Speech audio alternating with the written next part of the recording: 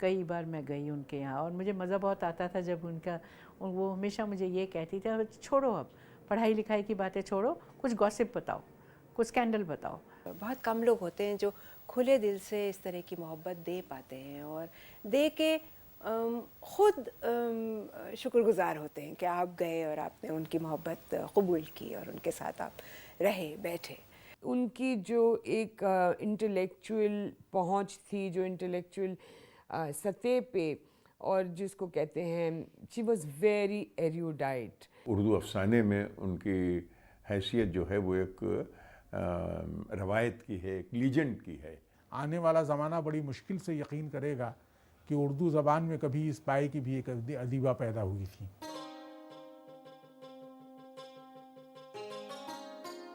I cannot be called a popular writer. I am a serious kind of writer. قرۃ العین حیدر کا شمار نابغہ روزگار شخصیتوں میں ہوتا ہے. ان کا تعلق اتر پردیش کے ایک معزز اور اعلیٰ تعلیم یافتہ گھرانے سے تھا. وہ علی گڑھ میں پیدا ہوئیں. ان کے والد سجاد حیدر یلدرم خود بھی ایک بڑے افسانہ نگار تھے اور ادبی حلقوں میں ان کا نام بھی بہت معروف تھا. ان کی والدہ بھی ادبی ذوق و شوق رکھتی تھیں. انہوں نے عینی کی پرورش و پرداخت میں کوئی کمی نہیں ہونے دی. قرۃ العین حیدر حصول تعلیم کے لیے پہلے بنارس پہنچیں، جہاں سے انہوں نے میٹرک کا امتحان پاس کیا. پھر IIT کالج لکھنؤ سے انٹر کے امتحان میں کامیابی حاصل کی. اس کے بعد وہ دہلی آ گئیں اور اندر پرست کالج میں BA میں داخلہ لیا. یہاں سے انہوں نے لکھنؤ یونیورسٹی کا رخ کیا، جہاں MA کی سند حاصل کی. اس دوران ان کے افسانے آل انڈیا ریڈیو لکھنؤ سے نشر ہوتے رہے.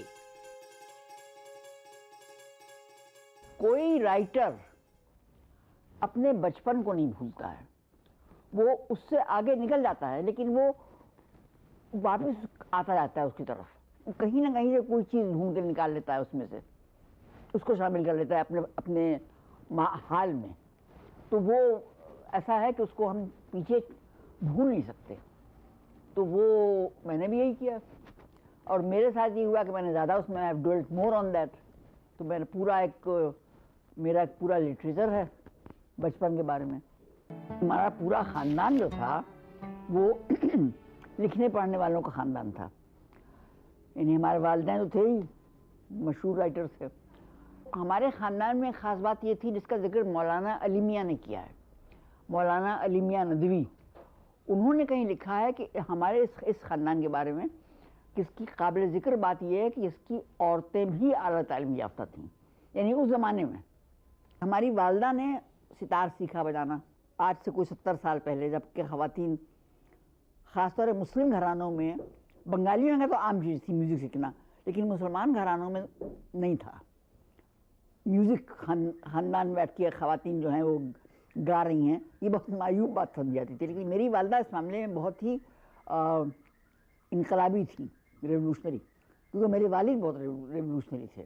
تو پردے وردے کا معنی ہے کوئی جیسے بنگال میں ٹیگور خاندان تھا، اس طریقے سے مہاراشٹرا میں ان کا کاروے کا خاندان تھا. اس طرح ہم لوگوں کا خاندان اسی طرح کے خاندانوں میں سے تھا جنہوں نے کہ نارتھ انڈیا میں کافی پیش قدمی کی. مگر اس کے ساتھ ایک بات اور تھی کہ حد سے زیادہ آزادی نہیں، ایک وایا میڈیا، یعنی بہت زیادہ آزادی بھی نہیں اور بہت زیادہ بیکورڈ بھی نہیں. ایک بیچ کا راستہ اختیار کیجئے اور اس میں آپ ترقی کیجئے. یہ ہمارے یہاں کا اصول تھا. میں نے اپنے پڑھائی لکھنے کو اپنے اوپر لادا نہیں ہے اور نہ مجھے میں بڑا اپنے آپ کو سمجھتی ہوں کہ میں کوئی بڑی توپ رائٹر ہر وقت رم جنگ بیٹھی ہوئی ہوں. مجھے اس کا کوئی احساس نہیں. ہم ادیب لوگ یوں کرتے ہیں، ہم ادیب، یہ میں نے آئی تھنک اٹس ویری سیلی. میں اس کو کوئی اہمیت نہیں دیتی ہوں. جب مجھے لکھنا ہوتا میں لکھ لیتی ہوں، جب نہیں لکھنا ہوتا نہیں لکھتی. کوئی گھر آ جائے تو ٹھیک ہے، اس سے باتیں کر لیں گے بیٹھ کے، اس کے بعد پھر لکھ لیں گے. ابھی نہیں نہیں نہیں مت آنا میرے پاس، میں اس وقت موڈ میں ہوں، میں لکھ رہی ہوں. یہ سب فراڈ بیوقوفی کی باتیں، فونی. قرۃ العین حیدر میں ہماری عینی خالہ، ان سے بہت قریبی رشتہ تھا اور میں سمجھتی ہوں کہ میرے لکھنے کو کم سے کم انہوں نے بہت متاثر کیا. اس کی وجہ یہ تھی کہ وہ میرے خیال سے واحد ایک ایسی مسلمان لیکھکا ہیں جنہوں نے اپنا تصور ایک ہندوستانی کے ناطے کیا. یہی چیز ان کی نظر آتی ہے آگ کے دریا میں، جو کہ بہت ہی خوبصورت، بہت ہی مکمل کتاب ہے، اور جو پورا ایک خاکہ، ایک اسکیچ کھینچتی ہے ہندوستانی تہذیب کا. اس تہذیب سے وابستگی جو عینی خالہ کی ہے، وہ میرے خیال سے ان کی سب سے بڑی دین ہے اردو ادب کو، ہندوستانی ادب کو.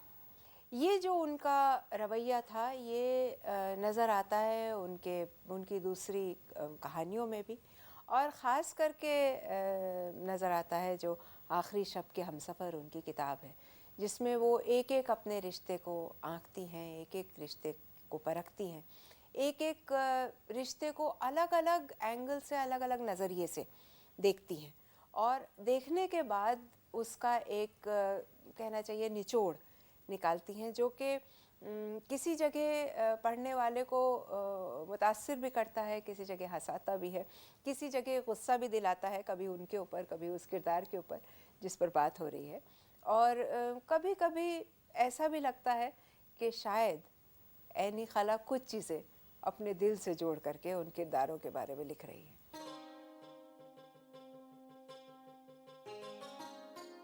جب وہ آخری کتاب جو انہوں نے لکھی، جو کہ ایک طرح سے ہندوستانی ادب کا، خاص کر کے اردو ادب کا البم مانا جانا چاہیے، خیر جہاں دراز ہے، اس میں انہوں نے تصویریں شامل کیں، اور ہر اس ادیب کی تقریباً میرے خیال سے تصویر موجود ہے جو ان کے دور میں لکھ رہا تھا، سوچ رہا تھا، پڑھ رہا تھا، پڑھا رہا تھا، تنقید کر رہا تھا. اور یہاں تک کہ 15 برس کی کسی بچی نے ہائی اسکول کیا اور وہ بعد میں بہت بڑی ادیب بنی، اس کی وہ تصویر بھی 15 سال کی ان کے پاس موجود ہے، اور وہ اس کا حصہ ہے. قرۃ العین حیدر کی حیثیت میں سمجھتا ہوں کہ میں کیا، اردو افسانے میں ان کی حیثیت جو ہے وہ ایک روایت کی ہے، ایک لیجنڈ کی ہے. جہاں تک ان کی افسانہ نگاری کا تعلق ہے یا ان کے ناول ہیں، میں یہ سمجھتا ہوں کہ اردو میں اس طرح کے ناول یا اس طرح کے افسانے بہت کم لکھے گئے. ترقی پسندوں سے تھوڑا سا ان کا فاصلہ تھا. میں بنیادی طور پر انہیں ترقی پسند مانتا ہوں، اندر سے بیسیکلی وہ ترقی پسند تھی، لیکن ترقی پسند تحریک سے جو لوگ وابستہ تھے یا انجمن سے جو لوگ وابستہ تھے، اور انجمن جس طرح کے کام کر رہی تھی، جس طرح کے فیصلے کر رہی تھی اس وقت، اور جس طرح کے مینڈیٹ لکھنے والوں کو دے رہی تھی، وہ ظاہر ہے کہ غلط تھے، اور اس سے ان کو اختلاف تھا، اور وہ اختلاف رہا، اور اس کا اظہار جگہ جگہ پر ان کے جملوں میں، طنزیہ ان کے ناولوں میں، ان کے پیش لفظ میں آپ کو وہ صورتیں ملیں گی، وہ اس کے لکھتی رہیں. لیکن اگر آپ ان کے ناولوں کو بنیادی طور پر دیکھیں تو یہ آپ محسوس کریں گے کہ ان کے یہاں اندر سے جو ترقی پسندی کی لہر ہے وہ کبھی کم نہیں ہوئی. انہوں نے جن چیزوں کو لکھا، پہلی بات یہ کہ جو پکچرائزیشن یا جو بیانیہ پر جو قدرت، جو مطلب بیانیہ پر حکم تھا ان کا چلتا تھا، جو قدرت انہیں بیانیہ پر حاصل تھی، وہ شاید ہی کسی کو ہو. جس موضوع کو انہوں نے اٹھایا اپنے ناولوں میں، تحریک آزادی پوری کس طرح سے، کہاں کہاں سے اس میں دراریں پڑیں اور کہاں سے کیا ہوا، آخر شب کے ہم سفر، ان کا ناول آپ دیکھ لیجئے، آپ ان کا گردش رنگ چمن ان کا ناول دیکھ لیجئے، جہاں کہیں انہوں نے جس موضوع کو لیا ہے اس کو اتنی خوبصورتی سے بیان کیا ہے کہ میں یہ سمجھتا ہوں کہ ایک بار اگر کوئی اس کو پڑھنا شروع کر دے تو اس کو رکھ نہیں سکتا. یہ کامیابی تھی. تو کسی چیز کو بیان کرنے کے لیے، لکھنے کے لیے، اور اس میں پرفیکشن اور حقیقت کی وہ لہر لانے کے لیے کسی ناول نگار کا یا کسی فنکار کا اس تجربے کو خود حاصل کرنا ایک بہت بڑی بات ہے کہ وہ جن کو کبھی کہا گیا پوم پوم ڈارلنگ، وہ جا کے جھگی میں جھوپڑی میں رہے کہ یہ عورت کیسے رہتی ہے، یا طوائفوں کی زندگی پر جو انہوں نے لکھا ہے، ان طوائفوں کی زندگی کے بارے میں کہاں سے ان کے پاس اطلاعات آئیں. جو تاریخ ہے اور جو اس کا پس منظر ہے اور جس طرح سے وہ اس کو بیان کرتی ہیں، وہ انہوں نے اس ایکسپیرینس کو دیکھا ہے اور اس سے قریب رہی ہیں، تب انہوں نے لکھا ہے.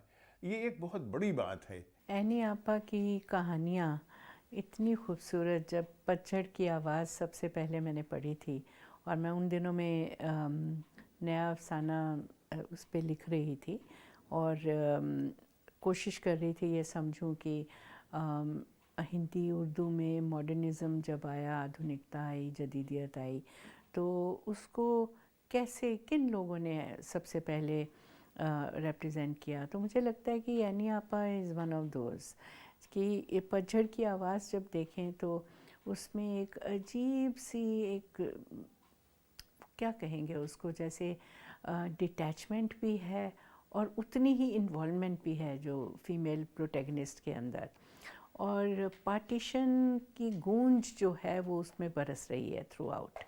اور وہ اس ٹائپ کا ایک گھور ایک دم دکھ جو پارٹیشن کا تھا، وہ کہیں بیک گراؤنڈ میں رکھتے ہوئے یہ کہانی جب پتجھڑ کی آواز لکھی طلعت العین حیدر نے، مجھے نہیں لگتا کہ ہمارے پاس ماڈرنزم کی کوئی اور اتنی طاقتور چیز اردو میں نظر آتی ہے جب انہوں نے کام کیا. یہ ایسی ہی ان کی کہانیاں جو ہیں ہاؤسنگ سوسائٹی وغیرہ، جیسے ایک تو میں نے ہی ٹرانسلیٹ کی تھی آنر کر کے، مجھے لگتا ہے کہ یہ اچھا یہ ایک اور چیز تھی کہ ٹرانسلیٹ کرنے نہیں دیتی تھیں، وہ ہمیشہ کہتی تھی میں خود کروں گی. اور میں نے بڑے پیار سے ان کو بٹھا کے سمجھایا کہ کیسے یہ کہانی تو مجھے کرنے دیجئے، کیسے بھی کرنے دیجئے، اور الٹیمیٹلی آپ کے نام سے بھی ہم اس کو دے دیں گے.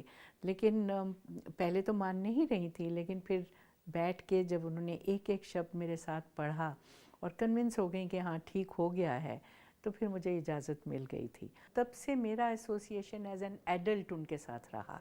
کئی بار میں گئی ان کے یہاں اور مجھے مزہ بہت آتا تھا جب وہ ہمیشہ مجھے یہ کہتی تھی چھوڑو اب پڑھائی لکھائی کی باتیں چھوڑو، کچھ گوسپ بتاؤ، کچھ اسکینڈل بتاؤ. تو ادبی دنیا کے اسکینڈل میں اکٹھے کر رہی ہوں، بتاؤ ذرا کچھ.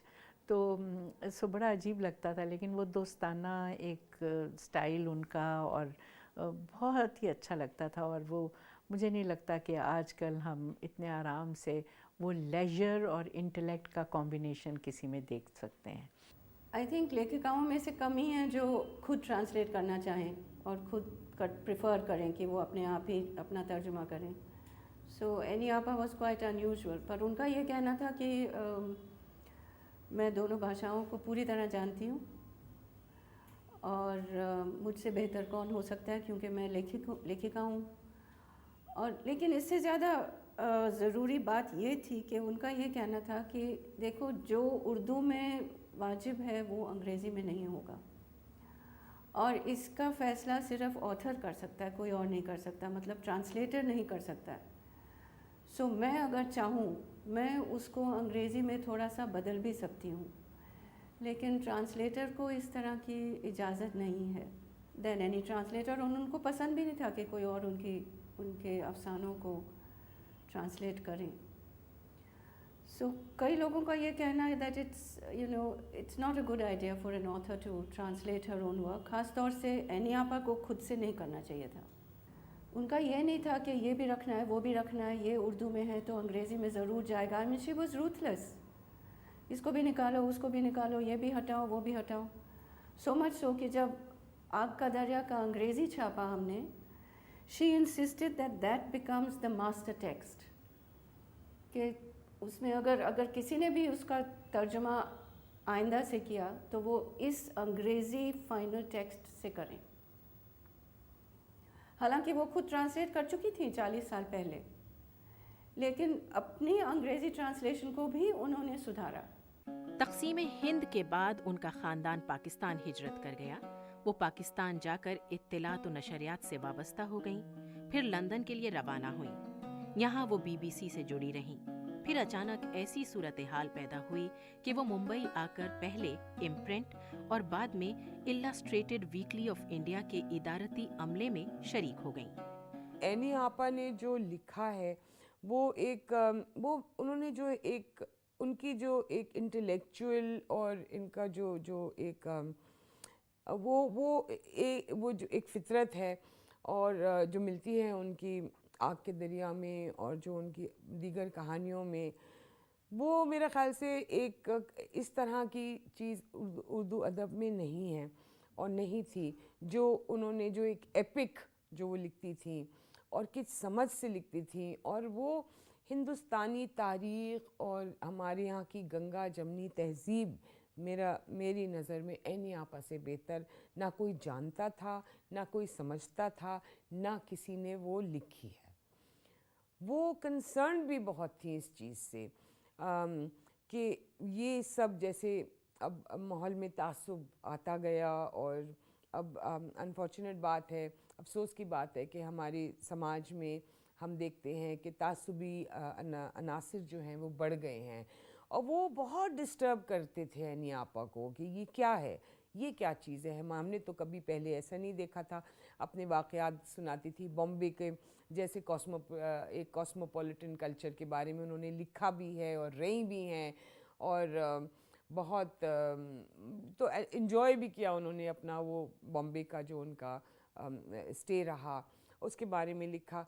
तो she could never relate to what was happening now in the country.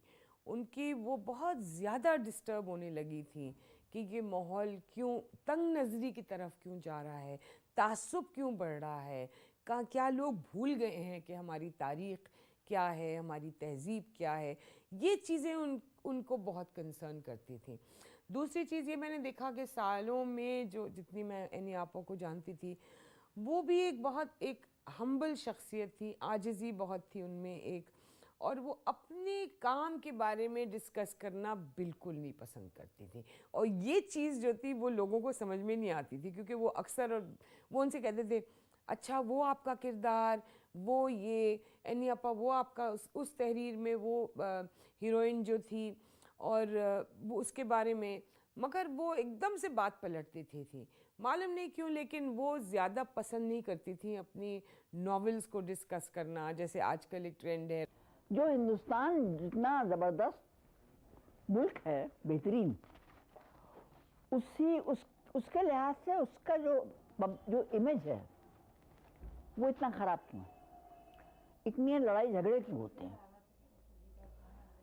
इतने मतलब किसी मुल्क में आप देख लीजिए डिसयूनिटी का ये अंदाज नहीं है। हमारे यहाँ क्यों है? इसलिए कि मल्टीलिंगुअल मल्टी कल्चरल सोसाइटी है, वो भी हो सकती है, बहुत जगह पे है। हमारे यहाँ हमारी वालिदा की नानी एक बात कहा करती थी कि बिटिया, इस मुल्क, ये दुनिया का वाहिद मुल्क है जिसमें एक फल पैदा होता है जिसका नाम फूट, खरबूजा और सरदे की तरह की चीज़ होती है। तो अब यह बताइए कि हमारे यहाँ फूट तो उगता है ज़मीन से, वहाँ लड़ाई झगड़े उस पर मजमून लिखे जा रहे हैं, पार्टियाँ बन रही हैं, मुल्क तकसीम हो गया, हंगामे हो गए, हर तरफ देखिए तो लोगों में एक प्रेजुडिसेस का एक अंबार है, दीवारें खड़ी हो गई हैं, हर एक को एक दूसरे से प्रेजुडिस है।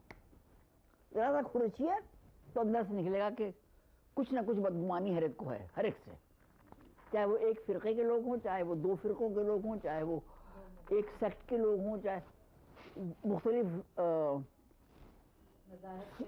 सूबे के हों, उत्तर प्रदेश का है तो वो पंजाब का है तो वो आसाम का है, उसमें झगड़े हैं। इतने झगड़े कहीं नहीं होते।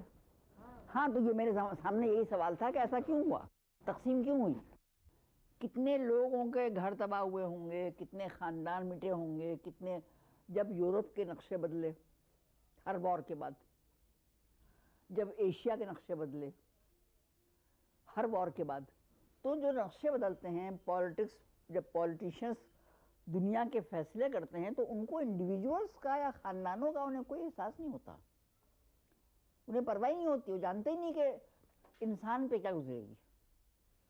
तो ये हम लोग जो है ना, हम आप जो हैं, कहीं भी हों, किसी भी मुल्क में हों, हम लोग पॉन्स हैं, वर्ल्ड के जो दुनिया के जो सियासतदान हैं उनके हाथों में हम लोग मोहरे हैं।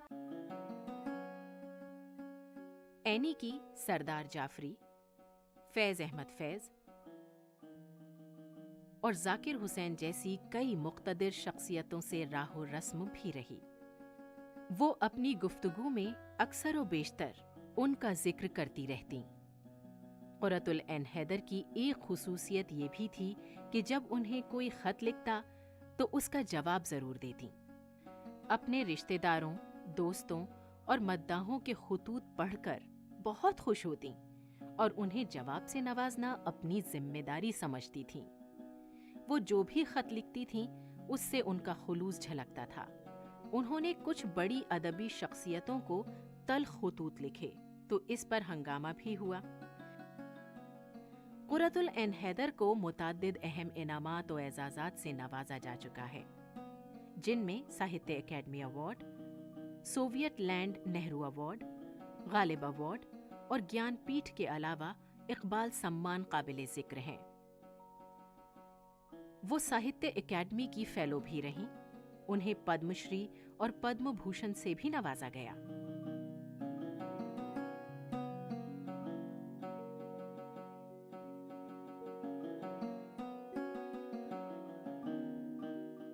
आने वाला ज़माना बड़ी मुश्किल से यकीन करेगा कि उर्दू ज़बान में कभी इस पाए की भी एक अदीबा पैदा हुई थी। एनी आपा से मेरा ख्याल है कि उर्दू में एक नए दौर की शुरुआत होती है।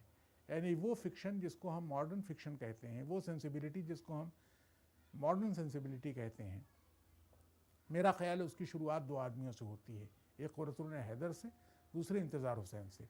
क़ुर्रतुल ऐन हैदर को शोहरत जल्दी मिली, बल्कि सच्ची बात है कि एनी आपा का तो लिटरेरी कैरियर ही शोहरत के साथ शुरू होता है। उनका जो पहला मजमुआ छपा था शीशे के घर और सितारों से आगे, ये शुरू के दोनों उनके कलेक्शंस हैं शॉर्ट स्टोरीज़ के, जो 1947-48 में छपे थे, उसी ज़माने में छपे थे। ये एनी आपा के यहाँ ये है कि एक उनके यहाँ एक वक्त जो है एक कैरेक्टर के तौर पर आता है। टाइम जो है वो इससे यानी कहना चाहिए कि हमेशा एक कैरेक्टर के तौर पर, और जैसा जो अपनी मौजूदगी का हमें एहसास दिलाता है, किस तरह वक्त बदल रहा है, वक्त बदल रहा है, बिगड़ रहा है, बिखर रहा है, और उसी के साथ साथ हमारे गिरदपेश की दुनिया भी किस तरह तब्दील हो रही है। तो एनी आपा के यहाँ इस तरीके से अगर आप देखें तो एक तरफ तो आपको ईस्टर्न व्यू ऑफ लाइफ जो है, इंडियन व्यू ऑफ लाइफ है, जिसका बहुत अच्छा ज़ाहिर इज़हार उन्होंने आग का दरिया में किया है। 2500 साल पुरानी तारीख़ पूरी बुद्धिस्ट पीरियड से लेकर के अब तक की 1947 तक की जिस तरीके से उन्होंने उसको मौजू बनाया है, तो एक तरफ तो वो है सेंसिबिलिटी उनकी। दूसरी तरफ ये कि पहली जंग अजीम के बाद के यूरोप में जो कुछ हुआ था उसका उन्होंने बहुत गौर से मुताला। उनके अफसानों के मजमूए सितारों से आगे, शीशे का घर, पतझड़ की आवाज़ और रोशनी की रफ्तार खूब मशहूर हुए। इसके बाद सफ़ीना-ए ग़म दिल, आग का दरिया, आखिर शब के हमसफ़र, कारे जहां दराज है, गर्दिशे रंग चमन और चांदनी बेगम सामने आए। उनकी 6 नॉवलेट भी शाया हो चुकी हैं। मकदूर हो तो खाक से पूछूं कि ए लईम, तूने वो गंज हाय गिरा माया क्या किए।